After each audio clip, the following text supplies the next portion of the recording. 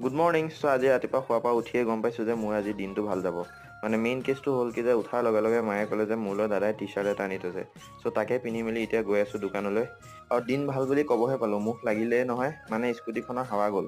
চ' তাকে ভৰাই মেলি এতিয়া আহি পাই গ'লো সেই দোকান। আৰু আজি দোকান আহিয়ে পাই গ'লোঁ মই বেষ্ট দোকানী এৱাৰ্ড। এনেই কৈছোঁ ৰ'ব। মানে আজি ভাইটি কেইটামানে এ ডি বি কলেজৰ সিহঁতৰ ছিনিয়ৰখিনিক গিফ্ট দিবলৈ কাৰণে কেইটামান ট্ৰফি বনাইছিলে।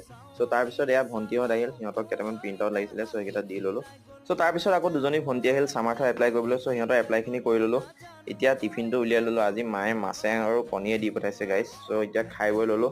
আৰু মাছ খাই মুখখন বৰ বেয়াকৈ গোন্ধোৱাৰ বাবে ময়ো ভাবিলোঁ বা দোকানত মৰ্টন এটা খাই আহোঁ। আই মৰ্টনৰ যিহে দাম, চ' ময়ো ঘপককৈ গুচি আহিলোঁ দোকানলৈ। এইয়া কৈছিলোঁ নহয় দিন ভাল বুলি, আজি ৰাহুলে লৈ আহিলে মোলৈ মিঠাই।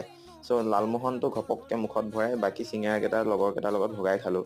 এতিয়া আহি গ'লোঁ দোকান বন্ধ কৰি ঘৰ। চ' আজিলৈ আহিছোঁ, বাই বাই গাইছ, পুনৰ লগ পাম।